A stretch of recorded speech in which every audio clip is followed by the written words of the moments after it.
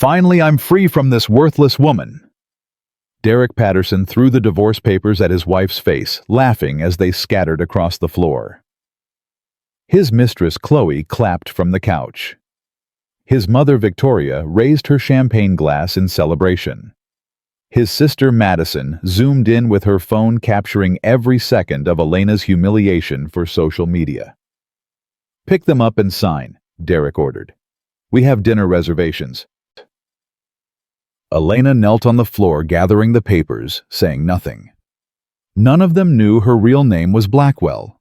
None of them knew her father was worth $2 trillion. None of them knew they had just destroyed themselves. Before we continue this incredible story, I invite you to subscribe to my channel and follow Elena's journey to the very end. Comment below and tell me which city you're watching from. I want to see how far this story travels around the world. Now let me show you exactly how they destroyed themselves. Your turn, Elena. Derek slid the divorce papers across the coffee table with 2 fingers, like he was pushing garbage toward a trash can. His wedding ring was already gone. She had noticed that 3 weeks ago the tan line on his finger fading faster than their marriage had. "Sign quickly," Chloe added, checking her phone. "We have reservations at Maestro's at 7. They don't hold tables even for Derek." "Especially not for Derek," Madison said, still filming. "But they will once his business takes off. Right, brother?" "Absolutely." Derek draped his arm around Chloe's shoulders. "Once I'm free from this dead weight, everything changes. Better connections, better opportunities, better everything." Victoria stepped forward, her designer heels clicking against the hardwood floor. The same floor Elena had mopped every Saturday morning for 5 years, while her son slept until noon. "I warned Derek about you from the beginning," Victoria said, her voice dripping with 5 years of suppressed contempt. "A retail worker, a nobody from nowhere, no education, no family, no future." Elena picked up the pen. "Nothing to say." Derek leaned forward, genuinely curious. "No tears, no begging. I expected at least some drama." "What would you like me to say, Derek?" "I don't know. Something, anything. You're losing everything here, Elena. The house, the car, the life I gave you. Doesn't that mean anything?" Elena looked at him. Really looked at him for the first time in months. The man she had fallen in love with 6 years ago had been different. Or maybe she had just been too naive to see who he really was. He had seemed kind then, thoughtful. The type of man who held doors open and remembered small details about conversations. That man was gone now. Maybe he had never existed at all. "You gave me nothing, Derek." The room went silent. Derek's smile flickered. "Excuse me." "The house. I paid half the mortgage for 5 years while you were between jobs. The car. I made the down payment with money I saved from working double shifts. The furniture. I picked it out and paid for most of it while you were investing in schemes that never paid off." "Elena." Derek's voice carried a warning. "The life you gave me, I gave you that life, Derek. I covered your half of the rent when your investments failed. I paid off your credit cards when you maxed them out on clothes and dinners with your friends. I worked 60-hour weeks so you could network and find yourself." "That's enough." Victoria stepped between them. "You ungrateful little—" "Let her finish, Mom." Derek held up his hand, his eyes locked on Elena. "I want to hear this. I want to hear what delusions she's been telling herself." Elena signed the first page. "No delusions," she said calmly. "Just facts. But it doesn't matter anymore. You want this divorce. You want Chloe. You want your freedom. So take it. Take all of it." She signed the second page. "I don't understand you," Derek said slowly. "My lawyer told me you could have fought for alimony, half my business, spousal support for years, but you're just walking away with nothing." "I'm walking away with everything that matters."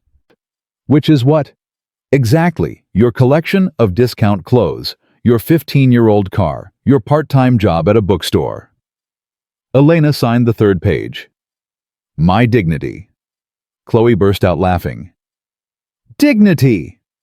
Honey, you lost that the moment you married above your station. Did you really think you belonged in this family? Did you really think Derek would stay with someone like you forever? Someone like me? A nobody, a nothing, a placeholder until someone better came along. Chloe pressed herself closer to Derek. Someone like me. Elena signed the 4th page. Madison zoomed in with her phone. This is gold, absolutely gold. My followers are going to love this. Make sure you get her face when she walks out, Victoria instructed. I want to remember this moment forever. The moment we finally got rid of the stain on our family. Elena signed the 5th and final page. She set down the pen and looked around the room one last time. The house she had helped pay for, the furniture she had chosen, the photographs that had already been replaced with pictures of Derek and Chloe at restaurants and vacation spots. 5 years of her life erased like it had never happened. We're done, she said quietly. Finally. Derek snatched up the papers. My lawyer will file these Monday morning. You have until the end of the month to get your stuff out of my house. 2 weeks. I'll be out in 2 weeks. Take your time, Chloe said sweetly. Actually, don't. We're redecorating. I want every trace of you gone by next weekend. Elena stood and smoothed her simple green dress. Before you go. Victoria moved closer, blocking her path to the door. I want you to understand something. We're not just relieved you're leaving. We're celebrating. For 5 years, you've been an embarrassment to this family. Your clothes, your job, your complete lack of ambition or sophistication. Mom, Derek laughed. Don't hold back. Tell her how you really feel. I will. Elena, you were never good enough for my son. You were never going to be good enough. Women like you don't marry into families like ours. You serve families like ours. You clean our houses and fold our laundry and disappear when company comes over. Elena said nothing. The only reason Derek married you was because he was young and stupid and you tricked him into thinking you were something special. But you're not special. You're ordinary. You're forgettable. And after today, we're all going to forget you ever existed. Madison was still filming. This is amazing content, Mom. Keep going. I'm finished. Victoria stepped aside. Get out of my son's house, Elena, and don't ever contact this family again. Elena walked toward the door. Wait, Derek called after her. One more thing. She stopped, but didn't turn around. I forgive you. Now she turned. You forgive me. For wasting 5 years of my life, for holding me back from my true potential, for being so completely inadequate that I had to find comfort in another woman's arms. Derek smiled that charming smile she had once found so attractive. I forgive you for all of it. How generous of you. I try to be a good person, even to people who don't deserve it. Elena opened the front door. Goodbye, Elena, Chloe called out. Good luck finding someone else willing to settle for you. There are plenty of mediocre men out there, Madison added. Guys who work at gas stations or mow lawns for a living. Someone perfect for your level. Don't be too hard on her, girls, Derek said magnanimously. She did her best. Her best just wasn't good enough. Elena stepped outside into the cool evening air. Behind her, she heard champagne corks popping, glasses clinking, laughter ringing out as they celebrated their victory. She walked to her car without looking back. The Honda Civic started on the 3rd try. Elena sat in the driver's seat, hands gripping the steering wheel, staring at the house she had called home for 5 years. Through the windows, she could see them moving around, raising glasses, embracing each other. A celebration. They were celebrating getting rid of her. She pulled out her phone and looked at a contact she hadn't called in 8 years. A name she had changed from father to dad when she first got engaged, back when she believed love and hard work were enough to build a life. William Blackwell. Her thumb hovered over the call button. One tap would change everything. One conversation would reveal that the nobody Derek had just discarded was heir to one of the largest fortunes in American history. One word from her father could destroy Derek's business dreams, bankrupt his mother's boutique, and expose his family to public humiliation that would follow them for the rest of their lives. But that wasn't who Elena was. That wasn't why she had left the Blackwell estate 8 years ago.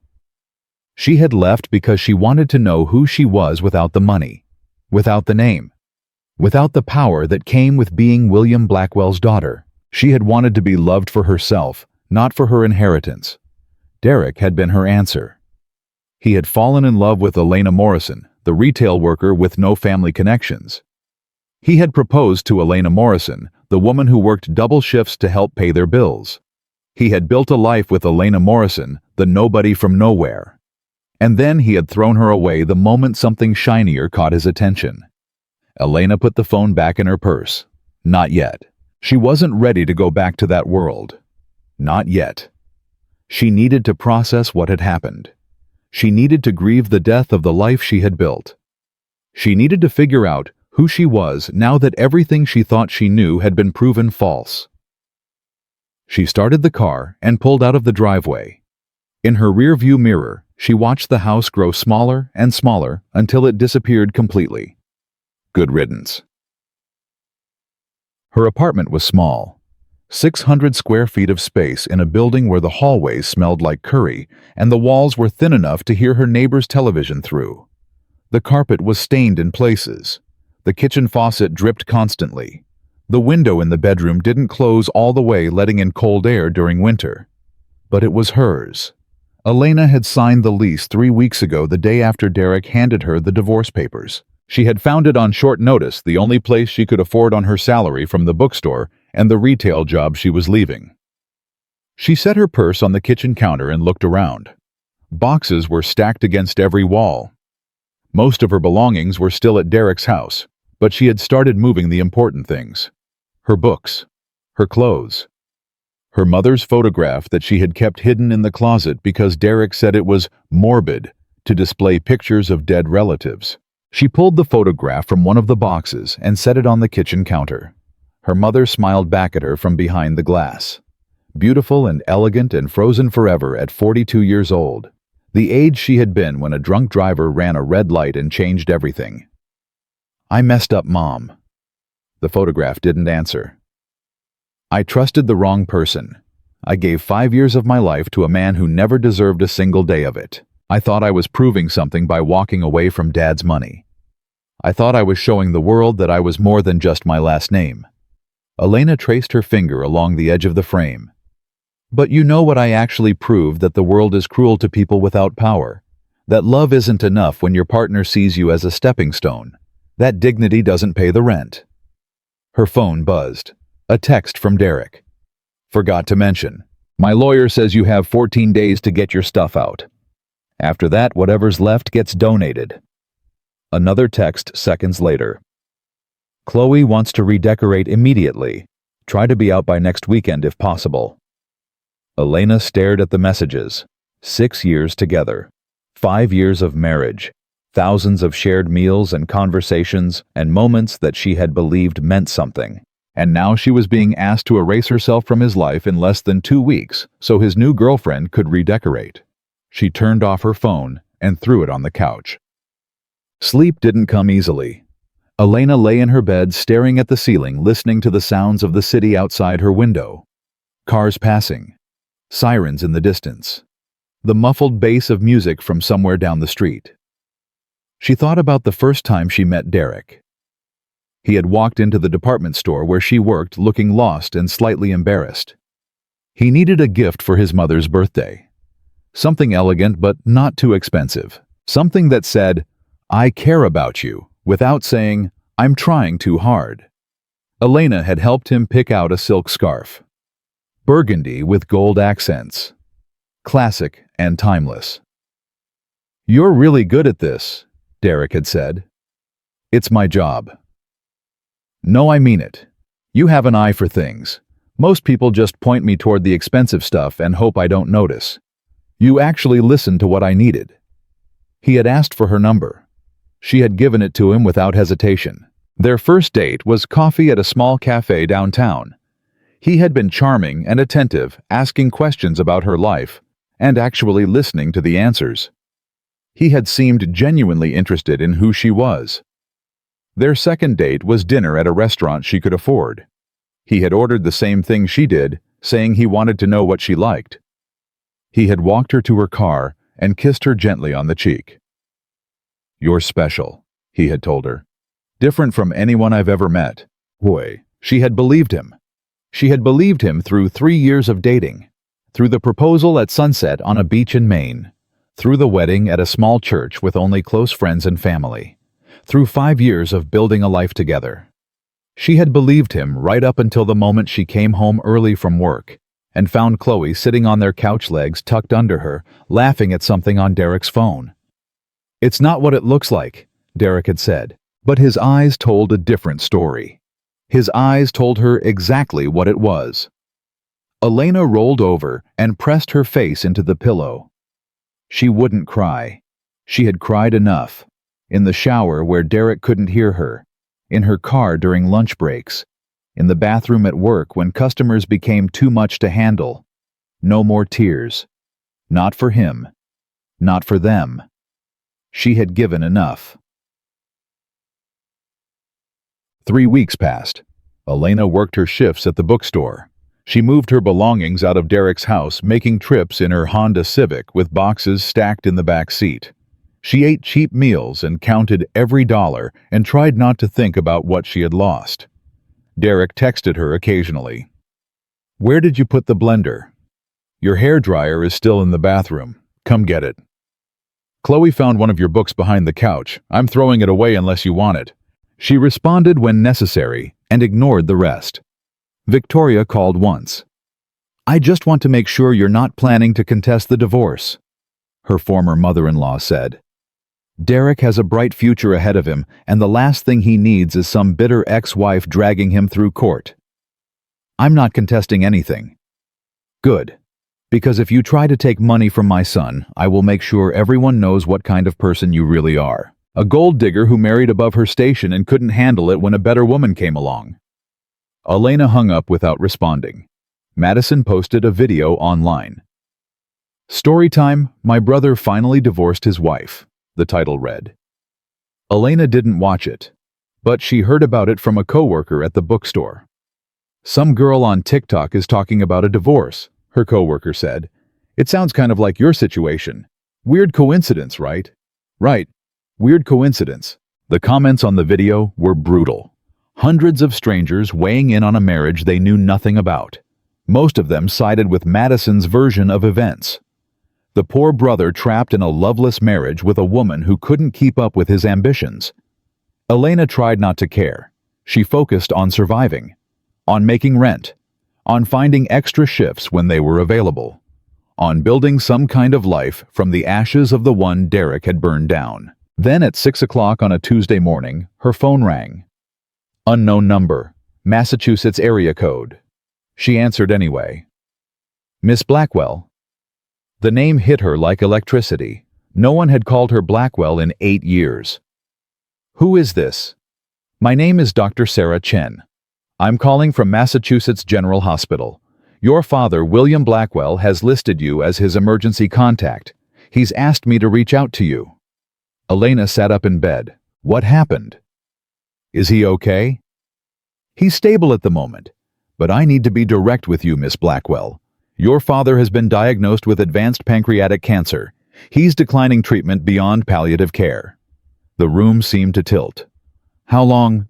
"Weeks. Perhaps a month if he's fortunate. He's asking to see you. He says it's important." Elena was already getting out of bed. "I'll be there today. Give me the room number." She wrote down the information with shaking hands, ended the call, and stood in the middle of her small apartment, trying to process what she had just learned. Her father was dying. William Blackwell. The man who had built an empire from nothing. The man who had let her walk away 8 years ago without trying to stop her. The man who had respected her choice to find herself even though it must have broken his heart. He was dying, and he wanted to see her. The hospital was an hour away. Elena drove without stopping, her mind racing faster than the speedometer. She hadn't spoken to her father in 8 years, 8 years of silence. 8 years of proving she could make it on her own. What would she say to him now? What could she say? The hospital was newer than she expected. Glass and steel and modern architecture. The kind of building that cost hundreds of millions of dollars to construct. The kind of building where wealthy people came to die in comfort. She found parking and followed the signs to the private wing. The room number Dr. Chen had given her was at the end of a quiet hallway. The door was slightly open. She could hear the soft beeping of medical equipment inside. Elena paused with her hand on the door. 8 years. She pushed it open. The man in the bed was not the father she remembered. William Blackwell had always been imposing. Tall and broad-shouldered, with silver hair swept back from a face that radiated intelligence and authority. The kind of man who walked into a room and immediately commanded everyone's attention. This man had lost at least 40 pounds. His frame was skeletal under the hospital gown. His skin had a grayish tint, and tubes connected him to machines that tracked his slow decline in numbers and graphs. But his eyes were exactly the same, sharp, knowing, missing nothing. Elena. Dad? You came. Of course I came. She moved to the chair beside his bed and sat down heavily. Up close, the toll of the illness was even more apparent.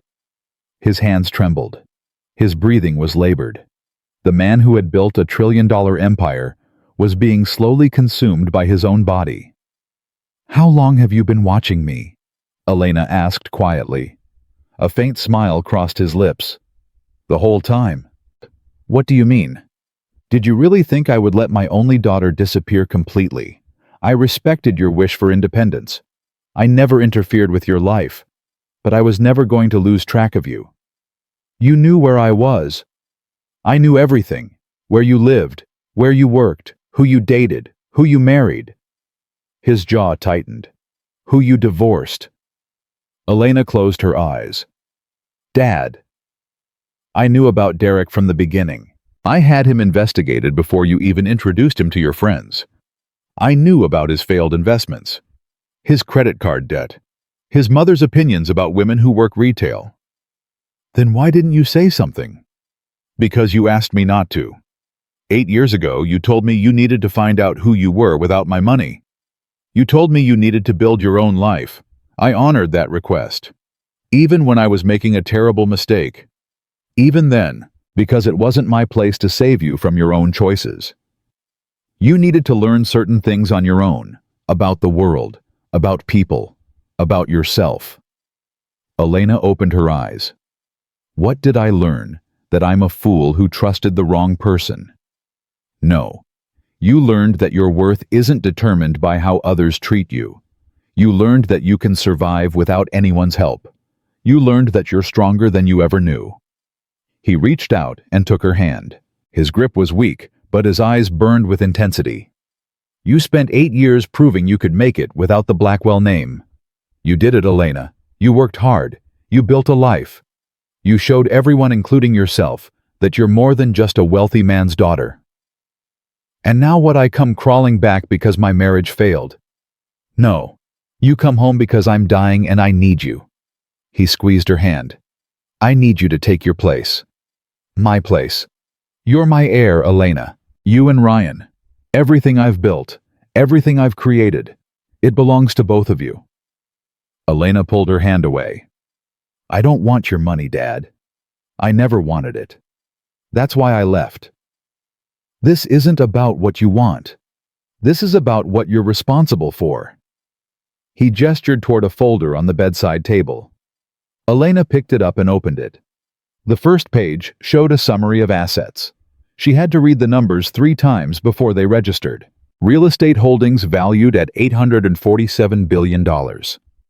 Technology investments totaling $1.2 trillion. Controlling interests in 47 corporations across 12 industries. Charitable foundations with combined endowments of $180 billion. A total estimated net worth exceeding $2.3 trillion. This is insane, Elena whispered. This is your inheritance. Yours and Ryan's. 50% each. Dad, I can't. Blackwell Enterprises employs 62,000 people worldwide. Our investments support medical research in 43 countries. Our foundations provide education to over 2 million children annually. Our environmental initiatives have protected 12 million acres of wilderness. He coughed a wet sound that shook his entire body. This isn't just money, Elena. This is power. The power to change lives. The power to shape the future. The power to do enormous good in the world. His eyes locked onto hers. That power needs to be wielded by people with character, people with integrity, people who understand what it means to struggle. You want me to run your company? I want you to take your place. Ryan has been preparing to handle operations. He knows the business side. But he needs a partner, someone who understands people, someone who knows what life looks like for those without power or privilege. A knock at the door interrupted them. Elena turned as a young man entered the room, tall and lean with dark hair and their mother's gentle eyes. Ryan. Her little brother had grown into a man. Elena. His voice cracked on her name. She stood, and he crossed the room in 3 long strides and pulled her into a fierce embrace. I missed you, he said, his voice muffled against her shoulder. Every single day for 8 years. I missed you too. Elena held him tight. Ryan, I'm so sorry. I should have stayed in touch. I should have... Don't apologize. Just don't leave again. He pulled back to look at her face. Promise me. Whatever happens next, promise me you won't disappear again. I promise. She meant it. William watched them from his hospital bed, satisfaction and sorrow mixed on his face. Good, he said quietly. Now that we've established that we need to discuss the timeline. Ryan moved to stand beside Elena. Dad, I have weeks left, maybe less. There's too much to do and not enough time to do it. William's voice was weaker now, the conversation having drained him. Elena, you have 2 weeks to decide what you want to do with your inheritance. 2 weeks. Ryan will show you everything. The operations, the people, the scope of what we've built. At the end of 2 weeks, I expect an answer. Are you in or are you out? And if I'm out, then you take a settlement of $50 million and walk away clean. Ryan inherits your share. We never speak of it again. Ryan looked stricken. Dad, you can't just... I can and I will. Elena needs to choose this life, not have it forced on her. If she doesn't want the responsibility, that's her right. William's eyes never left Elena's face. But she needs to make an informed choice. She needs to see everything before she decides. Elena looked between her father and her brother. The dying man who had built an empire. The young man who had been preparing his whole life to inherit it. She thought about Derek probably celebrating with Chloe right now. She thought about Victoria and Madison, convinced they had finally gotten rid of the embarrassment. She thought about the woman she had been trying to be for 8 years. Small, ordinary, invisible. That woman was gone. She had died the moment Derek signed those papers with a smile on his face. 2 weeks, Elena said. Show me everything. William smiled. It was the same smile she remembered from her childhood. The smile that said he was proud of her. That's my girl. Ryan took her hand. Come on, we have a lot of ground to cover. They walked out of the hospital room together, leaving their father to rest. But as they stepped into the hallway, Elena's phone buzzed with a text message. From Derek. Hey, weird question. Did you ever mention that you have rich relatives? Because some guy in a suit just showed up at my office asking questions about our marriage. Elena stared at the message. Then she turned off her phone and followed her brother toward the elevator. Whatever was happening, whatever her father had set in motion, Derek and his family were about to learn a very important lesson. Some people you shouldn't throw away. Some nobodies turn out to be somebody after all. The elevator doors opened onto the 40th floor of Blackwell Tower, and Elena stepped into a world she had abandoned 8 years ago. Ryan walked beside her, watching her face carefully. You okay? I don't know yet. The executive floor stretched before them, all glass and polished steel, and the quiet hum of power. People in expensive suits moved with purpose, their conversations hushed and important. Every single one of them stopped what they were doing when they saw Elena. "Is that her?" someone whispered. "William's daughter, the one who disappeared. She's back." Ryan guided her past the stairs and whispers toward a corner office with floor-to-ceiling windows overlooking the city. "Ignore them. They'll get used to you." "Will I get used to them?" "Probably not. I've been here 3 years and I still feel like an imposter most days." Ryan opened the office door. "This was Dad's main office before he got sick. Now, it's yours, if you want it." Elena stepped inside. The office was enormous, bigger than her entire apartment. A massive desk dominated one end, covered with neat stacks of files and documents. The walls displayed photographs of buildings, factories, hospitals, schools, all bearing the Blackwell name. "How many people work for this company?" she asked. 62,000 globally. Another 150,000 if you count contractors and subsidiaries. And they all answer to us. They answer to the board technically. But we control the board. Dad made sure of that before he got sick." Ryan moved to stand beside her at the window. "Elena, I need to tell you something before we go any further." "What?"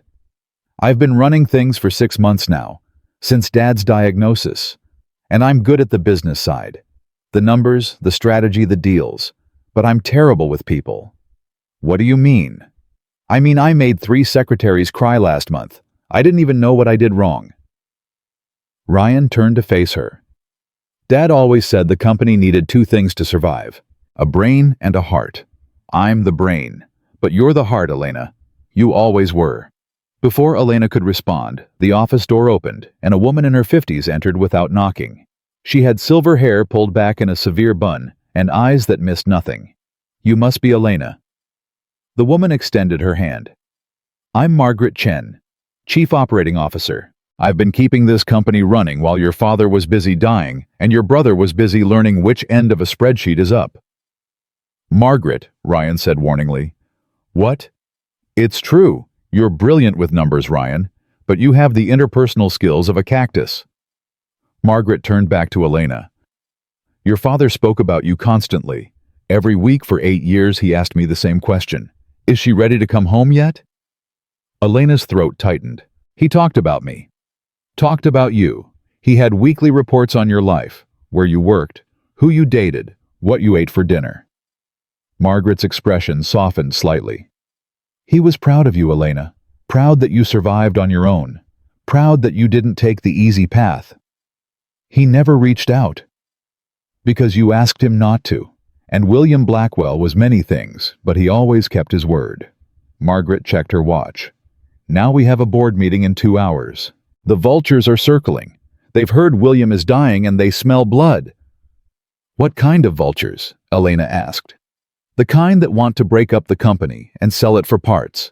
The kind that have been waiting 30 years for William to show weakness." Margaret looked at Ryan, then back at Elena. "The kind that will eat both of you alive if you're not ready." Ryan straightened his shoulders. "We're ready." "Are you?" "Because right now you're 2 kids who inherited a fortune. One of you has been here 6 months and still can't remember half the board members' names.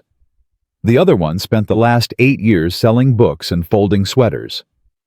"That's not fair," Elena said quietly. "Fair has nothing to do with business. These people will test you. They'll challenge you. They'll look for any weakness and exploit it." Margaret stepped closer to Elena. "So I need to know right now. Are you here because your father is dying and you feel guilty? Or are you here because you actually want to fight for this company?" Elena thought about Derek throwing divorce papers at her face. She thought about Victoria calling her worthless. She thought about Madison recording her humiliation for strangers on the internet. She thought about 5 years of being told she wasn't good enough, smart enough, ambitious enough. "I'm here to fight." Margaret smiled. It was the first time her expression had shown anything resembling warmth. "Good. Then let's get you ready for war." The next 3 hours were a blur of information. Margaret walked Elena through the company's structure, its holdings, its vulnerabilities. Ryan added context where he could, explaining the relationships between different divisions and the personalities of key executives. Elena absorbed everything, her mind working faster than it had in years.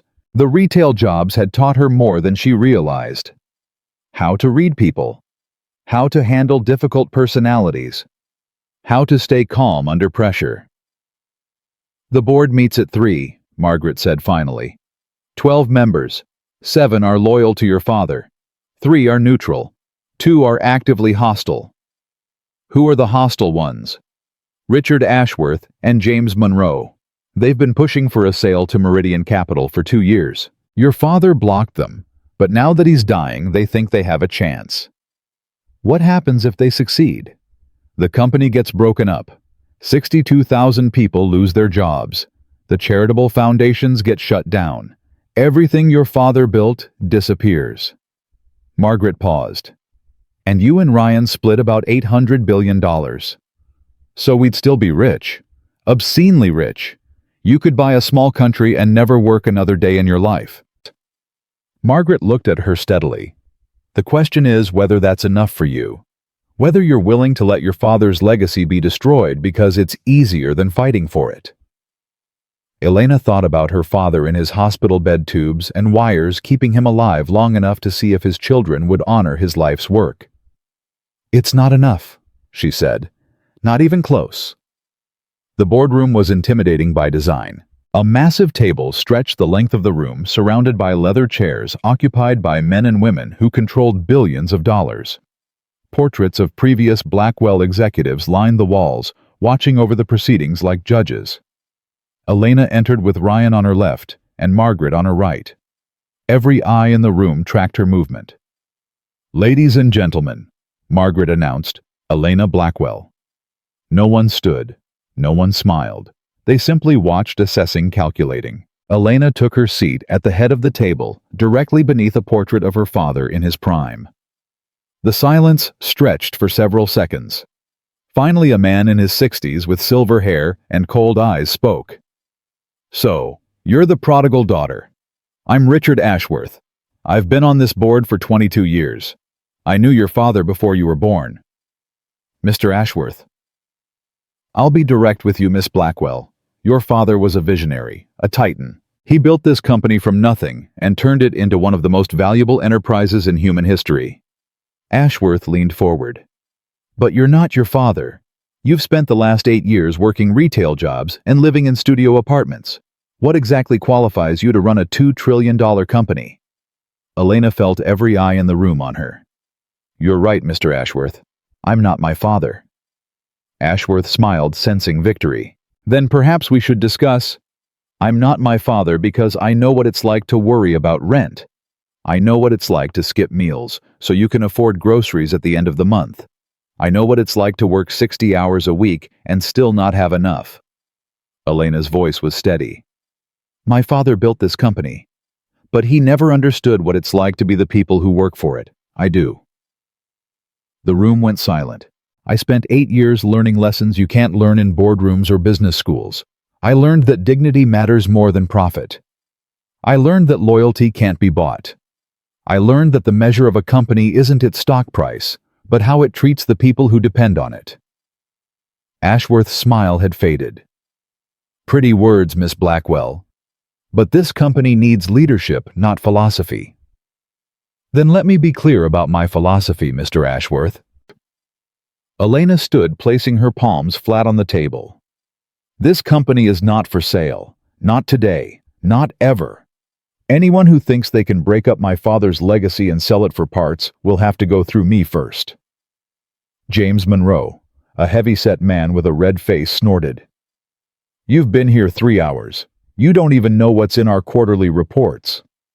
I know that our healthcare division provides coverage for 2 million families. I know our education foundation has built schools in 43 countries. I know our technology investments employ 30,000 engineers who would lose their jobs if we sold to Meridian Capital." "You can't possibly know all that," Monroe said. "You just got here." "I've been reading since 6 this morning," Ryan sent me the files last night. Elena looked around the table. I may not know everything about this company yet, but I know enough to understand what's at stake. And I know that my father didn't spend 40 years building something just to watch it get torn apart by people who care more about quarterly dividends than human beings. A woman at the far end of the table spoke up. Miss Blackwell, I'm Patricia Wong. I've known your father for 15 years. He always said you had fire. I'm glad to see he was right. Thank you, Mrs. Wong. But fire isn't enough. Richard and James have been building support for a sale for months. They have allies on this board. They have investors who want liquidity. They have a very convincing argument that the company is worth more broken up than whole. What's their argument? That your father's vision died with him. That the company has grown too large to be managed by a family. That professional management and strategic divestiture would unlock hundreds of billions in shareholder value. Elena looked at Ashworth. Is that what you believe, that my father's vision is dead? Ashworth spread his hands. William was a great man, but great men don't live forever. The question isn't whether we honor his memory. The question is whether we make smart business decisions for the future. And selling the company is a smart business decision. Returning value to shareholders is always smart, even if it costs 62,000 people their jobs. Ashworth shrugged. Companies restructure. People find new jobs. That's how capitalism works. Elena smiled. It was not a warm smile. Mr. Ashworth, I'm going to tell you something my father told me when I was 16 years old. He said, capitalism without conscience is just organized theft. He said any fool can make money by exploiting people. The real challenge is making money while lifting people up. Your father was an idealist. My father was a pragmatist. He understood that companies that treat people well attract better talent, inspire greater loyalty, and ultimately generate more value than companies that treat people like disposable resources. Elena sat back down. I'm calling for a vote. All in favor of rejecting the Meridian Capital proposal and maintaining current company structure, raise your hand. 7 hands went up immediately. The 3 neutral board members exchanged glances. Mrs. Wong? Elena asked. I want to believe in you, Miss Blackwell, but belief isn't enough. I need to know you're committed to this company for the long term, not just until your father dies and you inherit your share. What would convince you? Stay, learn, work. Show me that you're not just here for the funeral. Mrs. Wong held Elena's gaze. Show me that you're here to build something. I'm here to build something, Elena said. I'm here to finish what my father started. Mrs. Wong raised her hand. The 2 other neutral members followed. 10-2. Ashworth's face reddened. This isn't over, Miss Blackwell. No, it isn't, but today it's settled. Elena stood. Thank you all for your time. Ryan and I will be scheduling individual meetings with each board member over the next 2 weeks. I want to understand your concerns, your ideas, your vision for the company's future. She walked out of the boardroom with her head held high. In the hallway, Ryan grabbed her arm. That was incredible. That was terrifying. You didn't look terrified. You looked like Dad. Ryan shook his head in amazement. Where did that come from? 5 years of being told I wasn't good enough. Elena took a deep breath. I guess I finally got tired of believing it. Margaret joined them, her expression unreadable. You bought yourself some time, but Ashworth won't give up. He's been planning this takeover for years. Then we'll be ready for him. Will you? Because right now you're running on adrenaline and righteous anger. That won't last. Eventually you'll have to make real decisions, hard decisions, decisions that hurt people you care about. I know. Do you? Because being a Blackwell isn't just about winning board votes and giving inspirational speeches. It's about power, real power. The kind of power that can destroy lives as easily as it can save them. Elena thought about Derek again, about the text he had sent yesterday, about the guy in a suit who had shown up at his office asking questions. Margaret, who else knows I'm back? By now, everyone. The business press has been calling all morning. Social media is exploding. Someone on the board probably leaked the news within minutes of the meeting ending. What about my ex-husband? Does he know? Margaret's eyes narrowed. The one who threw divorce papers at you. The one whose family called you worthless. You know about that? I know everything, Miss Blackwell. Your father made sure I had complete information about everyone in your life. Margaret paused. Including Derek Patterson, including his mother's failing boutique, including his sister's social media accounts, including his failed business ventures. What are you saying? I'm saying that your father was a patient man. He waited 8 years for you to come home, but patience doesn't mean inaction. Margaret's smile was cold. Certain arrangements have been made. Certain investments have been redirected. Certain business relationships have been quietly dissolved. Elena's heart began to pound. My father is destroying Derek's life. Your father is doing nothing. William is in a hospital bed, barely conscious most of the time, but he made plans, Miss Blackwell. Contingency plans, in case you ever needed them. What kind of plans? The kind that ensure the people who hurt you face appropriate consequences. Margaret checked her phone. Speaking of which, you should know that Derek Patterson just received notice that his lease will not be renewed. His startup lost its last investor this morning, and his mother's boutique is being foreclosed on by a bank that coincidentally is a subsidiary of Blackwell Financial Services. Elena felt the blood drain from her face. I didn't ask for that. You didn't have to. Your father loved you. He protected you, even from a distance, even when you didn't know it. Margaret put her phone away. The question is what you want to do now. The plans can be stopped. The investments can be reversed.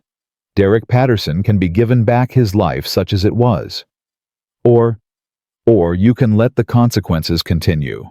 Let him experience what it feels like to lose everything. Let his family understand what it means to mock the wrong person. Elena stood in the hallway of her father's company, surrounded by the trappings of power she had walked away from 8 years ago. She thought about Derek laughing as he threw papers at her face. She thought about Victoria saying she wasn't good enough. She thought about Madison recording her humiliation for strangers. She thought about Chloe sitting on her couch, wearing her husband's ring, sleeping in her bed. How long before Derek loses everything? At the current pace, about 3 months. His apartment, his business, his credit, his reputation. Margaret watched her carefully. But these things can be accelerated or stopped. The choice is yours. Elena closed her eyes. Part of her wanted revenge, wanted Derek to suffer the way she had suffered, wanted his family to experience the humiliation they had inflicted on her. But another part remembered why she had left the Blackwell world in the first place. The way power corrupted, the way wealth isolated, the way money made it too easy to destroy people without ever facing consequences. Stop it, she said finally. Margaret raised an eyebrow. Stop it. The revenge plans, the financial destruction, all of it. Stop it. Are you sure? After what they did to you? I'm sure. Elena opened her eyes. I didn't come back to become the kind of person who destroys people for sport. If I wanted to be that person, I could have stayed in this world 8 years ago. Margaret studied her for a long moment.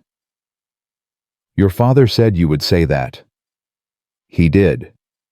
He said, when Elena comes home, she'll want to stop the contingency plans. Let her. It means I raised her right. Margaret's expression softened just slightly. You're a good person, Elena Blackwell. Don't let this world change that. I won't. Margaret nodded and walked away, already making calls to reverse whatever damage had been set in motion. Ryan put his hand on Elena's shoulder. You really don't want revenge. I really don't. Elena turned to face her brother. Derek made his choices. He'll live with the consequences of those choices. But those consequences should come from his own failures, not from our interference. That's very enlightened. That's very tired. Elena managed a small smile. I spent 5 years being treated like I was worthless. The best revenge isn't destroying Derek. It's proving that he was wrong about me. And how do you plan to do that? By being exactly who he said I could never be. Elena looked at the portrait of her father hanging in the hallway. By running this company. By honoring Dad's legacy. By showing the world that the woman Derek threw away was worth more than he could ever imagine. Ryan squeezed her shoulder.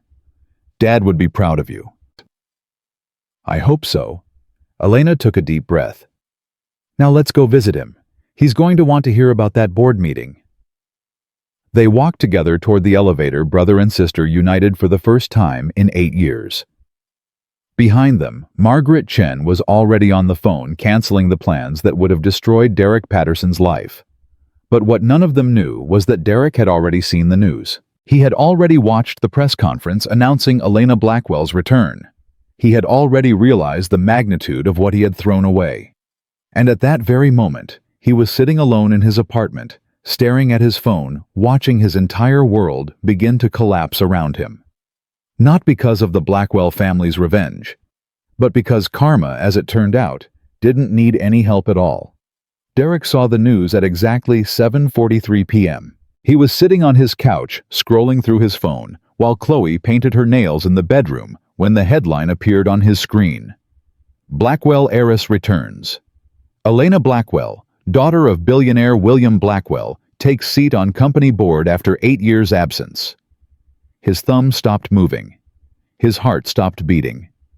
He read the headline again. Then again. Then a fourth time, convinced his eyes were playing tricks on him. Elena Blackwell. His Elena. His ex-wife, Elena. The woman who worked retail and drove a 15-year-old Honda and counted coupons at the grocery store. That Elena was a Blackwell. No, Derek whispered. No, no, no, no, no. He clicked the article with trembling fingers. A photograph loaded, and there she was. Elena standing in a boardroom, wearing an expensive blue suit he had never seen before, looking like she belonged on the cover of Forbes magazine. The caption read, Elena Blackwell, 30, returned to her family's company after spending 8 years living anonymously. Sources say she will share leadership responsibilities with her brother Ryan Blackwell, 22. Derek felt his entire body go numb. The article continued with details that hit him like physical blows. The Blackwell family's estimated net worth of $2.3 trillion, their controlling interests in 47 corporations, their charitable foundations that funded hospitals and schools around the world. And Elena. His Elena. The woman he had divorced 3 weeks ago. The woman his mother had called worthless. The woman his sister had mocked on social media. She was heir to one of the largest fortunes in human history.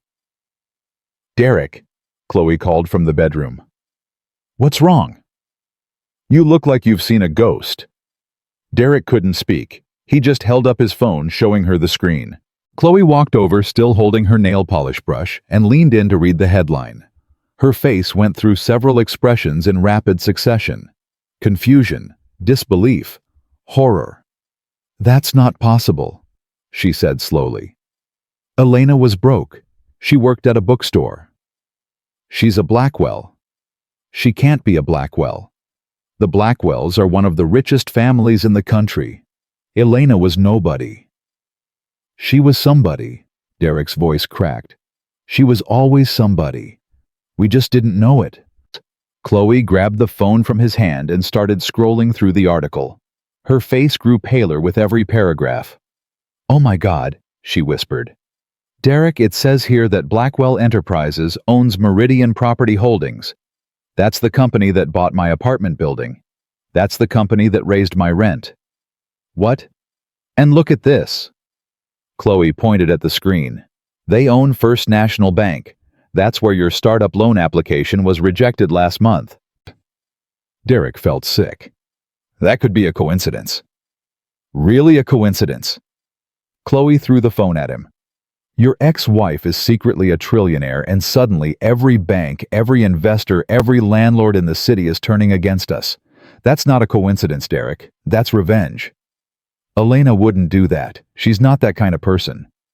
You don't know what kind of person she is. You never did. She lied to you for 5 years about who she really was. Derek stood up and started pacing.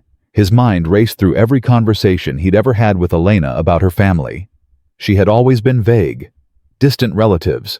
No one important. Nothing worth discussing. He had never pushed for details because he hadn't cared. He had assumed she came from nothing because she acted like she came from nothing. He had been so focused on his own ambitions that he never once questioned her story. "I need to call her," Derek said suddenly. "Are you insane? I need to explain. I need to tell her that I didn't know, that if I had known, that if you had known she was rich, you wouldn't have treated her like garbage." Chloe laughed bitterly. "That's really going to win her over, Derek. Sorry I humiliated you in front of my family, but I didn't realize you were valuable." "That's not what I meant." "That's exactly what you meant." Chloe grabbed her purse and headed for the door. "I need to get out of here. I need to think." "Where are you going?" "Anywhere but here." She turned back to face him, and her expression was cold. "You know what the worst part is, Derek? I actually believed you when you said Elena was holding you back.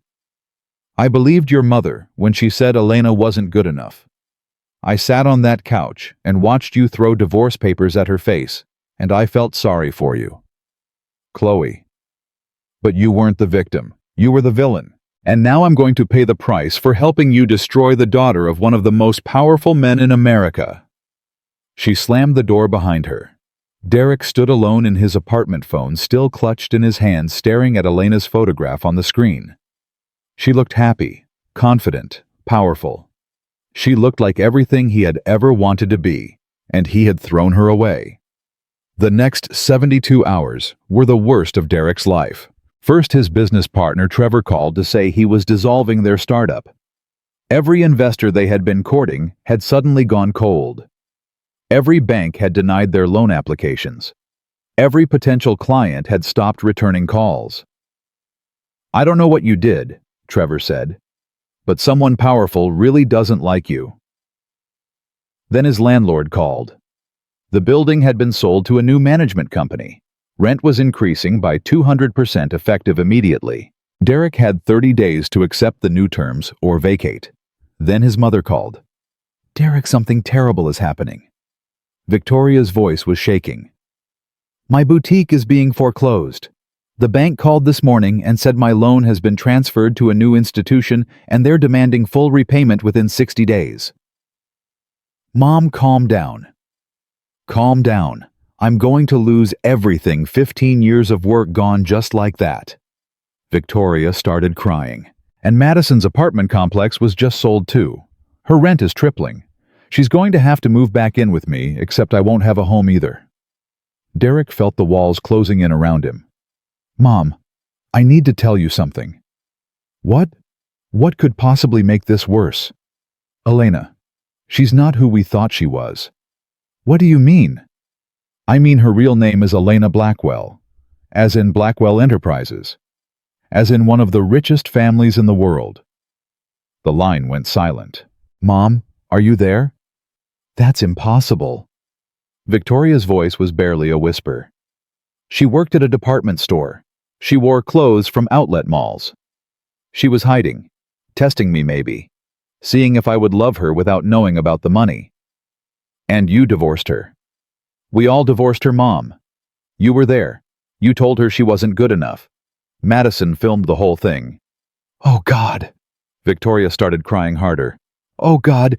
Derek, what did we do?"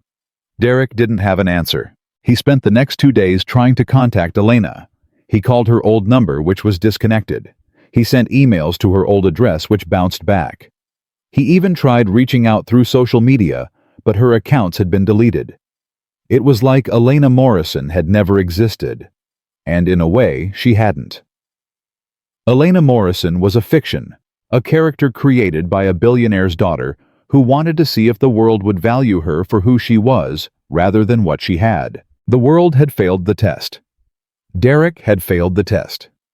On the 4th day after the news broke, Derek received a phone call from an unknown number. "Mr. Patterson, this is James Chen from Blackwell Enterprises Corporate Communications." Derek's heart jumped. "Yes, is this about Elena?" In a manner of speaking, I'm calling to inform you that a story will be running in tomorrow's business section about Miss Blackwell's return to the family company. Your name will be mentioned in context of her previous marriage. What will the article say? Simply the facts, that you were married for 5 years, that you divorced recently, and that Miss Blackwell is now focused on her work with the foundation and company operations. That's it. It won't mention how I treated her. The article focuses on Miss Blackwell's professional accomplishments, not her personal history. However, I can't control what other media outlets might choose to report once the story is public. Derek understood the subtext. The Blackwell family was being classy about this, but the truth would get out anyway. It always did. Is there anything I can do? Derek asked desperately. Any way to speak with Elena directly? Miss Blackwell has made it clear she has no interest in communication with you, Mr. Patterson. I would strongly advise against any attempts to contact her. But I need to explain. Explain what exactly? That you didn't realize she was wealthy when you humiliated her. That you would have treated her differently if you had known her net worth. The man's voice remained professionally neutral, but the words cut like knives. I'm not sure that's the explanation you think it is. The call ended. Derek sat in his apartment surrounded by the wreckage of his ambitions and finally understood what he had done. He hadn't just lost a wife. He hadn't just thrown away a marriage. He had destroyed the only person who had ever loved him for himself, not for what he could provide or what he might become. Elena had given him 5 years of her life. She had paid his bills when he couldn't. She had supported his dreams when everyone else laughed. She had stayed loyal even when he started pulling away, even when Chloe appeared, even when his family treated her like dirt. And in return, he had thrown divorce papers at her face and laughed while his mother called her worthless. Derek walked to his bathroom mirror and looked at his reflection. He didn't recognize the man staring back at him. Who had he become? When had he become this person? Had he always been this selfish, this cruel, this blind to the value of the people around him? His phone buzzed, a text from Madison. Derek, the video I posted of the divorce is going viral, but not the way I wanted. People are calling me a monster. They're finding out about Elena being a Blackwell, and they're destroying me in the comments. I'm losing followers by the thousands. This is all your fault. Another text from his mother. The news is everywhere now. People at church are looking at me differently. Someone spray-painted the word snob on my car. How could you let me say those things to her? You should have warned me who she was. Derek threw his phone across the room. No one was taking responsibility. Not Madison, who had gleefully recorded the humiliation. Not his mother, who had spent 5 years making Elena feel unwelcome. Not Chloe, who had inserted herself into his marriage like a virus. Everyone blamed Derek, and Derek blamed everyone else. But deep down in the place where he kept the truths he didn't want to face, Derek knew the fault was his alone. He had made the choice to betray his wife. He had made the choice to mock her when she signed those papers. He had made the choice to let his family treat her like garbage because standing up for her would have been inconvenient. Now the consequences were coming. Not from the Blackwell family's revenge, but from the simple, inexorable force of karma. What goes around comes around. And Derek Patterson had sent a lot of bad karma into the universe. The Grand Meridian Hotel ballroom was packed with Boston's elite. Politicians, business leaders, celebrities, philanthropists. Everyone who mattered in the city had gathered for the annual Humanitarian Excellence Gala, the most prestigious charity event of the year. Derek had bought a ticket on his last functioning credit card. A desperate gamble. He hoped that someone in this room might give his startup a second chance, might not have heard the rumors about his connection to the Blackwell family's returned heiress. He stood near the bar nursing a drink he couldn't really afford when the lights dimmed and a voice came over the speakers. Ladies and gentlemen, please welcome the woman whose generosity has made tonight possible. The newly appointed co-chair of the Blackwell Foundation and heiress to the Blackwell fortune, Elena Blackwell. The room erupted in applause. Derek's glass slipped from his fingers and shattered on the floor. Elena walked onto the stage wearing a stunning blue gown, her hair swept up elegantly, diamonds sparkling at her ears and throat. She looked like royalty. She looked like power made flesh. She looked like everything Derek had told her she could never be. "Thank you all for being here," Elena said, her voice steady and warm. "I'm honored to continue my family's tradition of supporting causes that create real, lasting change in our community." Derek couldn't move, couldn't breathe, could only stand there frozen, watching the woman he had thrown away command a room full of the most powerful people in the city. She spoke about the foundation's work, education programs for underprivileged children, healthcare initiatives for families without insurance, environmental projects protecting millions of acres of wilderness. She spoke about her father currently in the hospital fighting his final battle. She spoke about legacy and responsibility and the obligation of wealth to serve rather than simply accumulate. She never mentioned Derek, never even glanced in his direction. But she didn't need to. Everyone in that room had read the articles. Everyone knew the story of how Elena Blackwell had lived anonymously for 8 years, only to be divorced by a husband who didn't know her true identity. And everyone knew that the husband was standing right there near the bar with champagne soaking through his rental shoes. After her speech, Elena descended from the stage and began making her way through the crowd, greeting donors and thanking supporters. A young man walked beside her, clearly a family member, along with a small security detail. She was moving in his direction. Derek's heart hammered. Should he approach her? Should he run? Should he fall to his knees and beg for forgiveness in front of everyone? Before he could decide, Elena reached him. Their eyes met. For a moment, Derek saw the woman he had married, the woman who had looked at him with love and hope and endless patience. The woman who had believed in him when no one else did. Then the moment passed, and her expression became cool and polite. "Derek, what a surprise to see you here." "Elena." His voice cracked. "I didn't know. About your family. About any of it. I know you didn't. Can we talk? Please, privately. I need to explain." "Explain what exactly?" Her voice was pleasant but distant. "That if you had known I was wealthy, you would have treated me better, that my net worth should have determined my value as a wife." "That's not what I meant." "Isn't it?" She studied him like he was a stranger. "You signed divorce papers with a smile, Derek. Your mother called me worthless. Your sister filmed my humiliation for entertainment. Your girlfriend sat beside you gloating. I made a mistake. A terrible mistake." "You made a choice. There's a difference." Elena's eyes were ice. "You chose to value potential over character.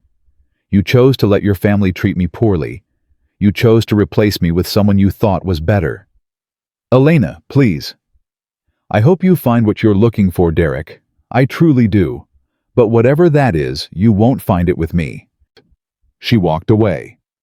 Derek stood there surrounded by hundreds of people who were all pretending not to stare at him and felt his world collapse completely. He had wanted a chance to explain, a chance to apologize, a chance to somehow undo the damage he had done. But there was no undoing this. Some mistakes couldn't be fixed with words. Some bridges once burned stayed ashes forever. Derek made his way to the exit, keeping his head down, avoiding eye contact with anyone who might recognize him. Outside, the cool air hit his face like a slap. His phone buzzed with a text from Chloe. "I saw the news coverage of the gala. Saw you standing there like an idiot while your ex-wife gave a speech. We're done, Derek. Don't call me." Another text from Trevor. "Heard you showed up at the Blackwell gala. Are you trying to make things worse? Stay away from me. I can't afford to be associated with you anymore." Another text from Madison. "Mom had a breakdown tonight. She saw pictures of Elena at the gala and started crying. She says she's moving to Ohio to live with Aunt Carol. Thanks for ruining our family, Derek."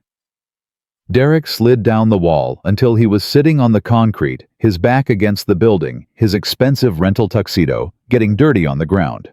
3 weeks ago, he had been confident and successful. He had a wife, a girlfriend, a family that adored him, and a future full of promise. Now he had nothing. No wife, No girlfriend, no family support, no business prospects, no reputation, no future. Just the crushing knowledge that he had destroyed the best thing in his life because he was too blind to see its value. And somewhere inside that building, Elena Blackwell was dancing with her brother, laughing with donors, planning her future and not giving him a second thought. She had moved on. Derek had been left behind. And as he sat there on the cold concrete, watching the elite of Boston arrive in their limousines and luxury cars, Derek Patterson finally understood what his mother had been saying all along. Some people weren't good enough, but it wasn't Elena who had never been good enough. It was him. It had always been him. William Blackwell died on a Tuesday morning 3 weeks after Elena came home. She was holding his hand when it happened. Ryan was on the other side of the bed, tears streaming down his face. The monitors beeped one final time, then flatlined into silence. "Dad," Elena whispered.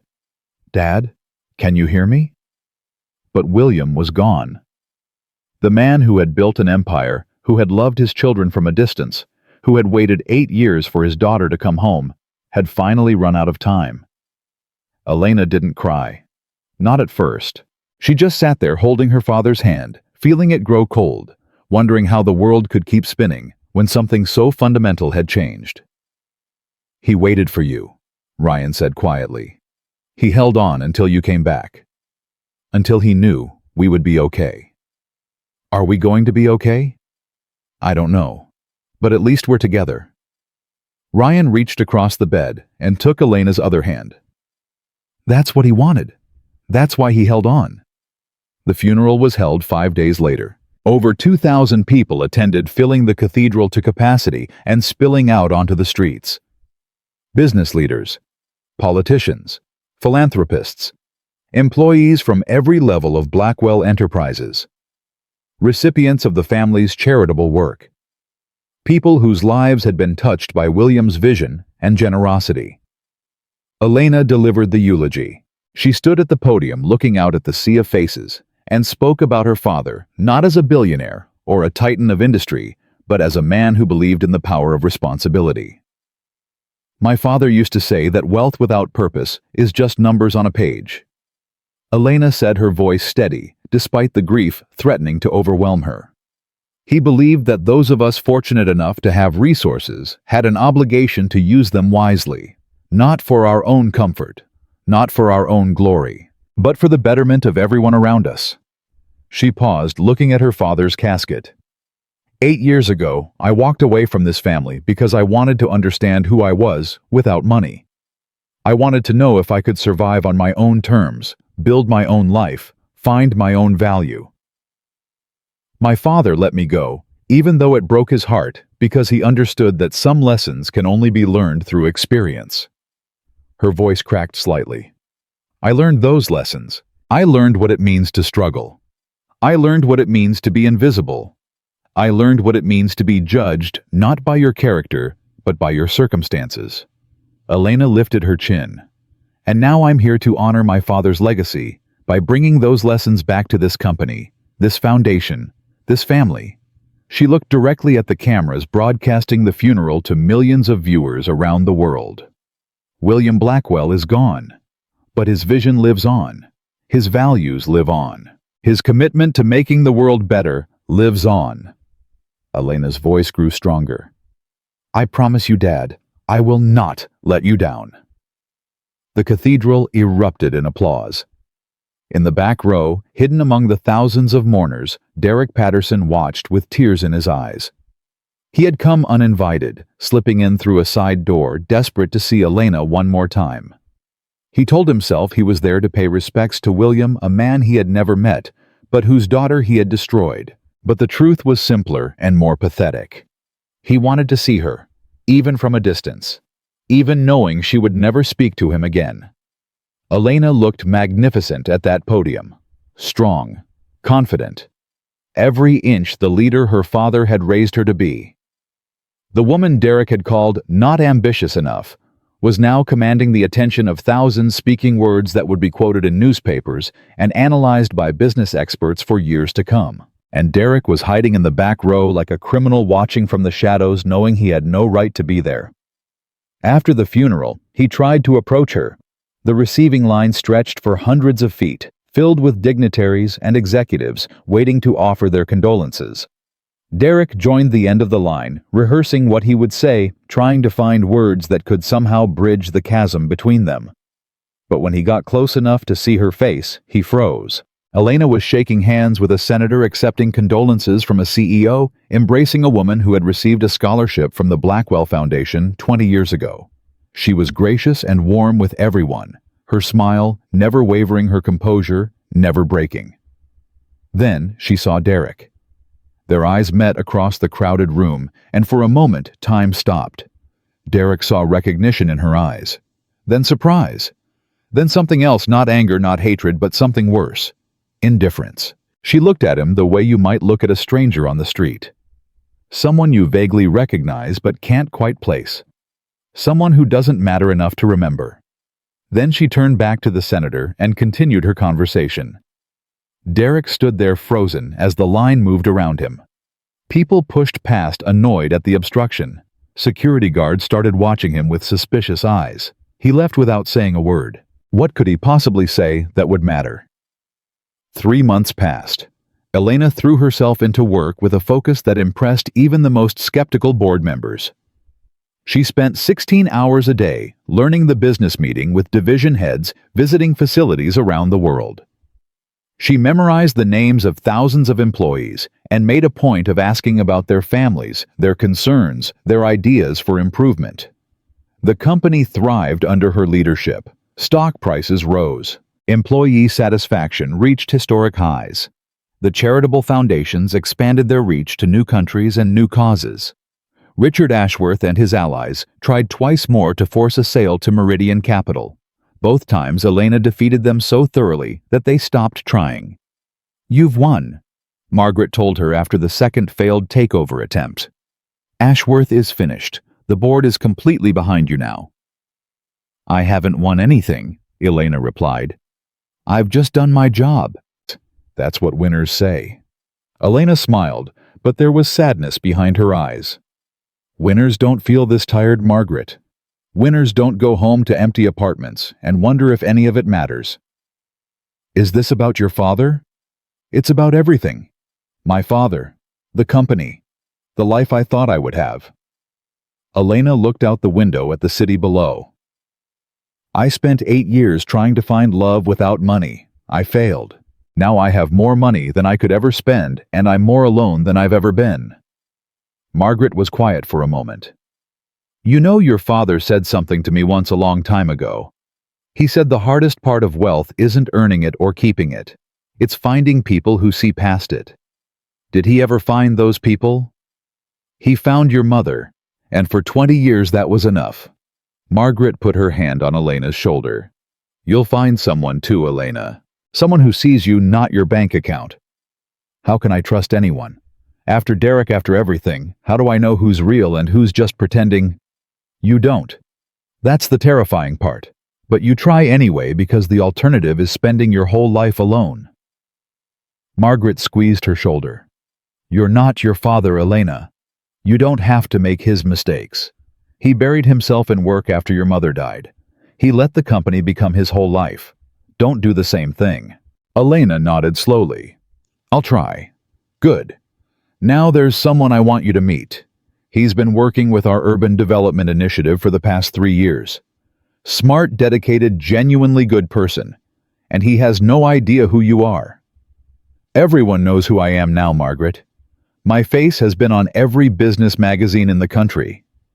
"Not everyone reads business magazines." Margaret smiled.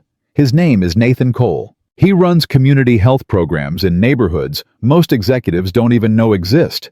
I think you two would have a lot to talk about." Elena was skeptical, but she agreed to the meeting. Nathan Cole turned out to be nothing like she expected. He was tall and lean with warm brown eyes and a smile that seemed completely genuine. He wore clothes that were clean, but clearly not expensive, and he showed up to their first meeting carrying a folder full of handwritten notes about communities that needed help. "Miss Blackwell," he said, shaking her hand, Thank you for taking the time to meet with me. I know you're incredibly busy. Please call me Elena. Elena, then. He sat down across from her completely relaxed, showing no sign of the nervousness most people displayed in her presence. I want to talk to you about the Riverside neighborhood. Our health clinic there has been serving 5,000 families, but we're running out of space. I was hoping the foundation might consider funding an expansion. Elena studied him. You're not intimidated by me. Nathan looked surprised. Should I be? Most people are. Most people come in here with rehearsed speeches and careful agendas. They tell me what they think I want to hear. That sounds exhausting. Nathan shrugged. I'm just here to talk about healthcare. If you can help, great. If you can't, I'll find another way. The families in Riverside need that clinic either way. Elena found herself smiling. Tell me about these families. Nathan talked for an hour. Not about funding requests or expansion plans, but about real people. Maria, the single mother of 4 who walked 3 miles to the clinic because she couldn't afford bus fare. James, the elderly veteran who finally got treatment for the diabetes that had been slowly killing him. Sarah, the teenage girl who received mental health counseling after her father's death and went on to graduate at the top of her class. He knew their names. He knew their stories. He cared about them not as statistics or talking points, but as human beings whose lives he was trying to improve. You really love this work, Elena said when he finally paused. It's not work, it's purpose. Nathan looked at her directly. What about you? Do you love what you do? No one had asked her that in months. Everyone assumed she loved running a trillion-dollar empire. Everyone assumed the power and prestige were their own reward. I'm learning to, Elena admitted. It's not what I expected. What did you expect? I don't know, something different, something more fulfilling maybe. She paused. I spent 8 years working retail jobs and living in tiny apartments. I thought coming back to this world would feel like coming home. But it just feels like a different kind of prison. Nathan nodded slowly. I understand that. I grew up poor, really poor. My mother worked 3 jobs just to keep us fed. When I got a scholarship to college, I thought everything would change. I thought success would make me happy. Did it? No. Success just made me busy. What made me happy was finding work that mattered, connecting with people, making a difference in ways I could actually see and measure. Elena felt something shift inside her, a wall she had built to protect herself cracking slightly, letting in light. Would you like to have dinner sometime? She asked, surprising herself. Nathan raised an eyebrow. Are you asking me on a date, Miss Blackwell? Elena. And yes, I think I am. Then yes, I think I'd like that. Nathan smiled. But I should warn you, I can't afford anywhere fancy. My idea of a nice dinner is the Thai place near my apartment where the owner knows my name. That sounds perfect, Elena said. And she meant it. Their first date was at the Thai restaurant Nathan had mentioned. It was small and crowded, and the menu was written in barely legible handwriting. The owner, a woman named May, greeted Nathan like family and looked at Elena with curious but friendly eyes. New girlfriend? May asked. First date, Nathan replied. Don't scare her away. I make best pad thai in Boston. That not scare anyone away. May winked at Elena. You lucky. Nathan very good man. Works too hard, but good heart. They talked for 3 hours. Not about business or money or the pressures of running a trillion-dollar company. They talked about books and music and the neighborhoods they had grown up in. They talked about dreams and disappointments and the strange paths that had led them both to this moment. Nathan never once mentioned Elena's wealth, never asked about the company or the foundation or her famous family. He seemed genuinely interested in her as a person, not as an heiress or a CEO. Can I ask you something? Elena said as they walked out of the restaurant. Anything. Why did you agree to go out with me? Most people in your position would be intimidated, or suspicious, or trying to figure out how to use the connection. Nathan stopped walking and turned to face her. Because Margaret told me you were lonely. She said you needed someone to see past the money and just see you. He shrugged. I figured I could at least try. And what do you see? I see a woman who's carrying too much weight on her shoulders. A woman who's trying to honor her father's legacy while figuring out who she wants to be. A woman who's been hurt and is afraid to trust again. Nathan took her hand. I see someone worth knowing, Elena. Money has nothing to do with it. Elena felt tears prick her eyes. You might be the first person to say that, and actually mean it. Then everyone else was an idiot. Nathan squeezed her hand. Can I see you again? Yes, Elena said. You can see me whenever you want. 6 months later, Nathan proposed. It happened on a Sunday morning in Elena's apartment. They had spent the weekend together cooking breakfast, reading newspapers, enjoying the simple pleasure of each other's company. There was no elaborate setup, no expensive ring, just Nathan kneeling beside the bed with a simple gold band. I know this isn't how billionaires expect to be proposed to, he said. I can't afford diamonds or fancy restaurants or whatever else you're supposed to have. All I can offer you is myself, my love, my commitment, my promise to stand beside you for the rest of our lives. Elena was crying before he finished speaking. Yes, she said. 1,000 times yes. They married 3 months later in a small ceremony at the Blackwell estate. 50 guests attended, people who genuinely knew and loved them. Ryan served as best man. Margaret cried through the entire ceremony, though she denied it afterward. Elena wore her mother's wedding dress altered to fit. Nathan wore a simple suit that he had bought for the occasion. The ceremony was short and heartfelt, filled with laughter and tears, and the unmistakable feeling of two people who had found exactly where they belonged. At the reception, Ryan gave a toast. To my sister, he said, raising his glass, who left home to find herself and came back to find her purpose, who spent 8 years proving she didn't need money to be valuable, then returned to show us what real value looks like, and who somehow managed to find the one man in the world who doesn't care that she's worth more than most countries. Everyone laughed. Elena, you're the best sister I could ask for. Nathan, you're either the bravest or craziest person I've ever met for marrying into this family. Ryan smiled. But I'm glad you did. To the newlyweds. To the newlyweds, everyone echoed. Elena looked at Nathan, her husband, her partner, her proof that love without conditions was possible. Happy, he asked. Happier than I've ever been. Good. Nathan kissed her. Because I plan to keep you that way for the next 60 years. Only 60. We'll negotiate the rest later.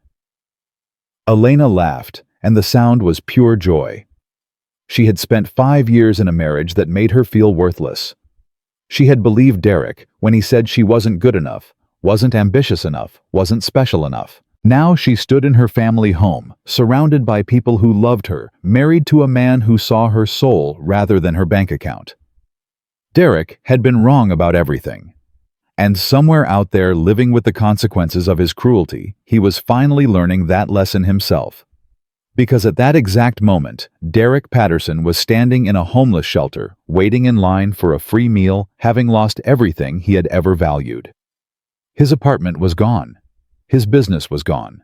His mother had moved to Ohio and stopped returning his calls. His sister had blocked him on every platform after her social media career collapsed under the weight of public hatred. Chloe had married someone else 6 months ago and never looked back. Derek had nothing left but the clothes on his back and the bitter knowledge of what he had thrown away. And as he shuffled forward in line accepting a plate of food from a volunteer, he looked up and saw a familiar face on the television mounted on the wall. Elena Blackwell Cole, the headline read, celebrating 1-year wedding anniversary with husband Nathan Cole. Derek watched his ex-wife smile at her new husband, watched her radiate happiness and confidence, and everything she had always deserved. And for the first time in his life, Derek Patterson felt something he had never allowed himself to feel before. Not jealousy, not anger, not self-pity, just the quiet, devastating weight of genuine regret. 2 years had passed since Elena married Nathan. 2 years of building something meaningful together. 2 years of expanding the foundation's reach to communities that had never known hope before. 2 years of proving that wealth could be a force for good in the world. Elena stood in the new William Blackwell Memorial Community Center, watching children participate in after-school programs she had designed herself. The center served 3 neighborhoods, providing everything from tutoring to medical care to hot meals for families who couldn't afford them. "They love it here," Ryan said, standing beside her. "We have a waiting list of 2,000 families. Then we need to build more centers. Already working on it. 5 more locations approved for next year." Ryan smiled at his sister. "Dad would be proud of you, Elena. You've done more in 2 years than most people do in a lifetime. I'm just getting started." Her phone buzzed with a text from Nathan. "Finished clinic rounds early. Meet you at home for dinner, I'm cooking." Elena smiled. "Nathan says he's cooking tonight. Should I alert the fire department?" "He's gotten better. Only set off the smoke alarm twice last month." They laughed together, the easy laughter of siblings who had rebuilt their relationship from the ground up. Ryan had become her closest advisor, her trusted partner, her best friend. The years of separation had melted away, replaced by a bond stronger than anything they had shared as children. "Elena," a volunteer approached them hesitantly. "There's someone asking to see you at the front desk. He says his name is Derek Patterson." Elena's smile faded. Ryan's expression hardened. "I'll have security remove him." "No," Elena held up her hand. "I'll see him." "Elena, you don't owe that man anything." "I know, but I want to see what 2 years of consequences look like." She squeezed her brother's arm. "Wait here. This won't take long." Elena walked to the front desk, her heels clicking against the polished floor. She had thought about this moment many times over the past 2 years, wondering if Derek would ever find the courage to face her again. Now she would find out. Derek looked nothing like the man she had married. He had lost at least 30 pounds. His clothes were clean, but worn clearly secondhand. His hair had gone gray at the temples, and deep lines had carved themselves into his face. He looked 20 years older than his actual age. But it was his eyes that shocked her most. The arrogance was gone. The entitlement had vanished. In its place was something she had never seen in Derek before. Humility. "Elena?" he said, his voice rough. "Thank you for seeing me. I wasn't sure I would, but here we are. I know I don't deserve your time. I don't deserve anything from you, but I needed to say something, and I needed to say it in person." Elena crossed her arms. "Then say it." Derek took a deep breath. "I'm sorry." "You've said that before." "I've said the words before, but I don't think I ever really meant them until now." Derek's hands trembled slightly. "I spent 2 years losing everything. My business, my apartment, my family, my pride. I spent 6 months homeless, Elena, sleeping in shelters, standing in line for free meals, being invisible to everyone who walked past me on the street. And you think that earns you forgiveness? No, I don't think anything earns me forgiveness. What I did to you was unforgivable." Derek met her eyes directly. "But I needed you to know that I finally understand. I understand what it feels like to be treated like you're worthless. I understand what it feels like to be invisible. I understand what it feels like to have nothing and no one." Elena studied his face, searching for deception, but she found only exhaustion and genuine remorse. "What do you want from me, Derek?" "Nothing. I don't want money or help or a second chance. I know I don't deserve any of that." He swallowed hard. "I just wanted to tell you that you were right. About everything. You were always worth more than I could see. You were always stronger than I gave you credit for. And throwing you away was the worst mistake of my entire life." Yes, it was. "I also wanted to tell you that I'm glad you're happy. I saw the news about your marriage, about Nathan, about everything you've built with the foundation." Derek's voice cracked. "You deserved someone who saw your value from the beginning. I'm sorry I couldn't be that person." Elena was quiet for a long moment. Part of her wanted to rage at him. To list every cruelty, every insult, every moment of humiliation she had endured at his hands. To make him feel even a fraction of the pain he had caused her.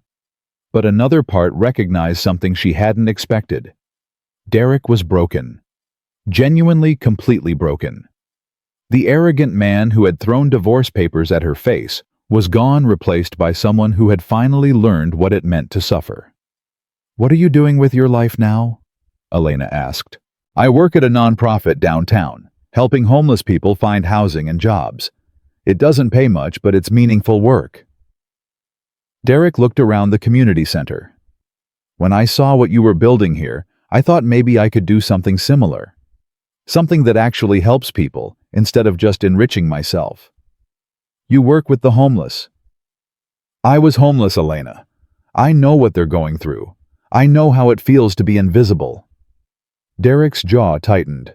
"Your father's company bought my apartment building, but they didn't destroy my life. I destroyed my own life. With my choices, my arrogance, my cruelty. I did this to myself." Elena felt something shift inside her.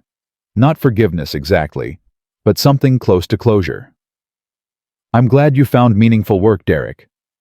I'm glad you found happiness." He hesitated. "Can I ask you something?" "You can ask." "If you had known from the beginning how things would end, would you still have married me?" Elena considered the question carefully. "No," she said finally. "But I don't regret the years we had together. They taught me what I didn't want. They showed me what I was willing to accept and what I wasn't. Without those years, I might never have recognized Nathan when he came into my life. So something good came from it." "Something good always comes from pain, Derek, if you're willing to learn from it." Derek nodded slowly. "I'm trying to learn. Every day I'm trying to be better than I was. That's all any of us can do." She turned to walk away, then stopped. "Derek, the nonprofit you work for, what's it called? Second Chances. It's a small operation, but we've helped about 200 people get back on their feet." Elena pulled a business card from her purse and handed it to him. "Call this number. Ask for Margaret Chen. Tell her I sent you." "Why?" "Because everyone deserves a second chance, even you." Elena met his eyes one final time. "Don't make me regret this." "I won't. I promise." She walked away, leaving Derek standing in the lobby of the community center her father's legacy had built. Ryan was waiting for her near the exit. "What happened?" "Closure," Elena said. "Finally." "Are you okay?" "I'm better than okay." She took her brother's arm. "Come on. Nathan's cooking dinner and I want to get there before he burns down the kitchen." 6 months later, Elena received a letter. It arrived at her office in a plain envelope with no return address. Inside was a single sheet of paper, handwritten in Derek's familiar scrawl. "Dear Elena, I wanted you to know that your faith in me wasn't misplaced. Margaret hired me at Blackwell Foundation's housing initiative. For the past 6 months, I've been helping families find homes. Not because I want anything from you, but because helping others is the only thing that makes me feel human again. Last week I helped a single mother and her 3 children move into permanent housing. When she hugged me and cried and told me I had changed her life, I finally understood what you and Nathan do every day. I finally understood why wealth without purpose is just numbers on a page. I'm not writing to ask for forgiveness. I'm writing to say thank you. Thank you for giving me a chance to become someone worth being. Thank you for showing me that it's never too late to change. I hope you and Nathan have a beautiful life together. You deserve every happiness the world can offer. With genuine gratitude, Derek." Elena read the letter twice, then set it aside. "Good news?" Nathan asked, looking up from his own pile of correspondence. "Good news," Elena confirmed. "Someone I used to know finally figured out how to be a decent human being. Better late than never." "That's what I thought." Nathan walked over and kissed her forehead. "Speaking of news, I have some of my own. The mobile health clinic program got approved. We're launching 15 new units next month." Nathan, that's amazing. It's because of you, your foundation, your vision. He took her hands. Every good thing I do is because you believed in me first. That's not true. You were doing good work long before you met me. Small-scale good work. Now we're changing thousands of lives. Nathan smiled. You multiplied everything I dreamed of by 100. We multiplied it together. The office door opened, and Ryan burst in, his face flushed with excitement. Elena, turn on the news, Channel 7, right now. Elena grabbed the remote and switched on the television mounted on her wall.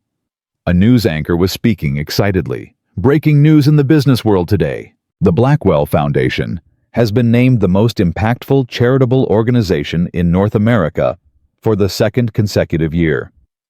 The foundation, led by Elena Blackwell Cole and her brother Ryan Blackwell, has provided services to over 5 million families in the past 12 months alone. The screen cut to footage of community centers, health clinics, schools, and housing developments all bearing the Blackwell name. In a statement released this morning, the foundation announced its most ambitious project, yet a nationwide initiative, to end family homelessness within 10 years. The program, called Home for Everyone, will invest $50 billion in affordable housing, job training, and support services. Elena watched the coverage in stunned silence. $50 billion, the anchor continued. The largest single charitable commitment in American history. When asked about the initiative, Elena Blackwell Cole said, quote, "My father taught me that wealth is not a privilege to be hoarded, but a responsibility to be honored. This is our family's commitment to honoring that responsibility." Ryan grabbed Elena's arm. "You did it. You actually did it." "We did it," Elena corrected. "This was never about me." "Don't be humble. You're terrible at it." Ryan hugged her fiercely. "Dad would be crying right now if he could see this." "He can see it," Elena whispered. "I know he can." Nathan joined the embrace, wrapping his arms around both of them. "I'm so proud of you, both of you." Margaret appeared in the doorway, her usually composed face streaked with tears. "I've been fielding calls all morning. The president wants to meet with you. 3 former presidents want to meet with you. Every major news network is requesting interviews." "Schedule what you can," Elena said. "We'll handle the rest." "There's one more thing." Margaret hesitated. Victoria Patterson called the office. Elena went still. "Derek's mother." "Yes, she wanted to pass along a message. She said she's seen the news about your foundation's work. She said she watched the announcement about the homelessness initiative." Margaret paused. "She said she's sorry for everything, and she hopes you can forgive her someday." Ryan snorted. "After what she said to you, after how she treated you for 5 years." "People can change," Elena said quietly. "Derek changed. Maybe his mother is capable of change too." "You're too forgiving." "No, I just refuse to carry hatred around like a weight." Elena turned off the television. "Hating Victoria doesn't hurt her. It only hurts me. I'd rather spend my energy building things than destroying people." Nathan squeezed her hand. "That's why I married you." "I thought you married me for my cooking." "You're a terrible cook." "I know, it's one of my many charms." They all laughed, and the sound filled the office like music. 1 year later, Elena stood on a stage in Washington, D.C., accepting an award for humanitarian achievement from the President of the United States. The audience included senators, representatives, business leaders, and philanthropists from around the world. Television cameras broadcast the ceremony to millions of viewers. Her face would appear on the cover of every major magazine the following week. But Elena wasn't thinking about any of that. She was thinking about a woman who had worked retail jobs for 8 years.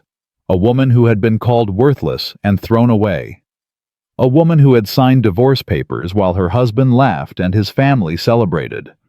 That woman felt like a stranger now, a character from someone else's story. "This award belongs to everyone who believed in our mission," Elena said into the microphone. "To the volunteers who give their time.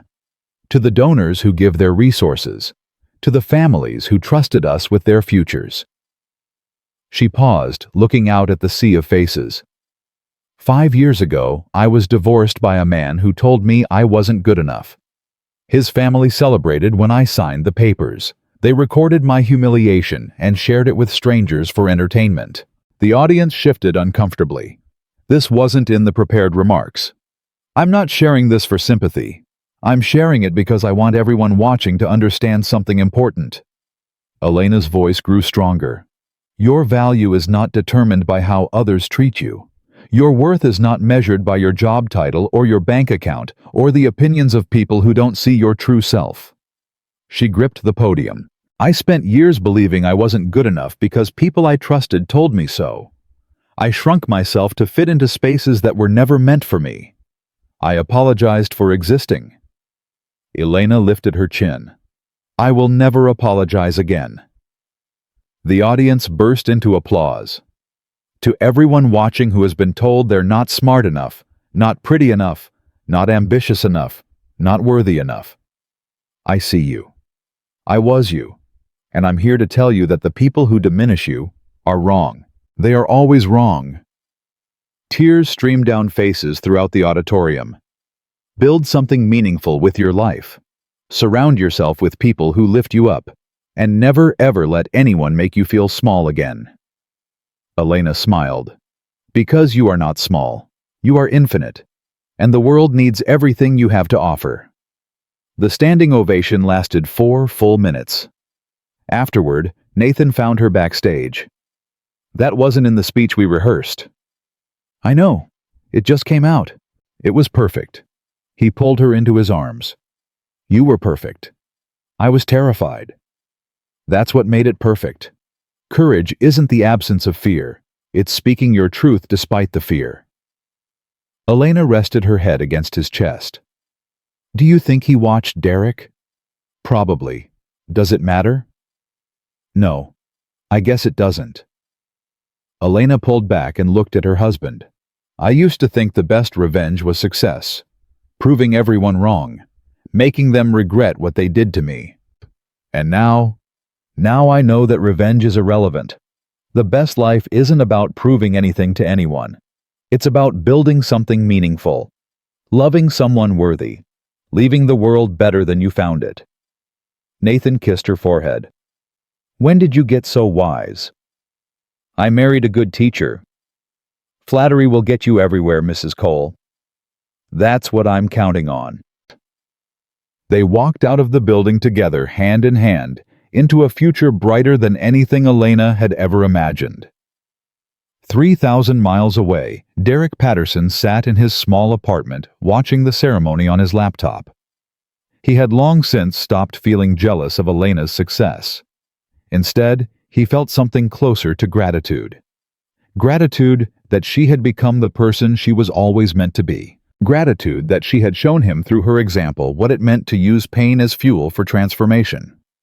His phone buzzed with a text from his supervisor at the housing initiative. Great news. The Peterson family got approved for their new apartment. They wanted me to thank you personally. Derek smiled. It was a small victory. One family out of millions who needed help. But it was his victory. Something he had earned through hard work and genuine commitment to change. He typed back, tell them congratulations, and tell them it gets better. It always gets better. He set down his phone and looked at the photograph on his desk. It was a picture from a volunteer event showing Derek surrounded by the families he had helped over the past year. He was smiling in the photograph. Really smiling. Not the arrogant smirk he used to wear, but the genuine smile of a man who had finally found his purpose. He thought about Elena's speech, about building something meaningful, about never letting anyone make you feel small. He had spent 35 years making other people feel small. Now, he spent his days lifting people up. It was the greatest transformation of his life, and it never would have happened if he hadn't lost everything first. Back in Washington, Elena and Nathan climbed into their car for the ride back to their hotel. What are you thinking about? Nathan asked. Beginnings and endings, Elena said. How the worst moments of our lives can become the foundations for our best moments. That's very philosophical for midnight. I'm a very philosophical person at midnight. Nathan laughed and pulled her close. I love you, Elena Blackwell Cole. Every philosophical midnight thought and all. I love you too. Elena closed her eyes. Thank you for seeing me when no one else did. Thank you for letting me in when everyone else had hurt you. They drove through the city streets past monuments to great leaders and memorials to profound sacrifices. The weight of history surrounded them, but Elena felt only lightness. She had spent years carrying the burden of other people's opinions, years believing she wasn't enough, years hiding her true self from a world she thought would reject her. Now she stood in her full power, loved by a good man, supported by her family, making a difference in millions of lives. Derek had thrown divorce papers at her face and called her worthless. His mother had said she didn't belong. His sister had recorded her humiliation for entertainment. His mistress had celebrated her destruction. They had all been so certain that Elena was nothing. They had all been so catastrophically wrong. Because Elena Blackwell Cole wasn't nothing. She was everything. She was a wife, a sister, a leader, a philanthropist, a force for good in a world that desperately needed more goodness. She was the daughter of a man who built an empire and the heir to a legacy that would outlast them all. She was proof that the people who try to diminish you only succeed if you let them. And Elena had stopped letting them the moment she signed those divorce papers and walked out the door. That moment of ending had become the beginning of everything. The car pulled up to the hotel, and Nathan helped her out. Ready for tomorrow? He asked. Ready for everything, Elena replied. They walked inside together, leaving the night behind, stepping into a future limited only by the boundaries of their imagination. And somewhere in the universe, karma smiled. Because some people deserve exactly what they get. And Elena Blackwell Cole had gotten exactly what she deserved. Not revenge, not vindication, not proof that she was better than those who had hurt her. Something far more valuable. A life filled with love. A purpose filled with meaning. A legacy that would change the world. The woman they called worthless had become priceless. The nobody they discarded had become somebody extraordinary. The wife they threw away had become a force that could never be thrown away again. Because in the end, the only person who gets to define your value is you. And Elena Blackwell Cole had decided she was worth everything. That decision had made all the difference.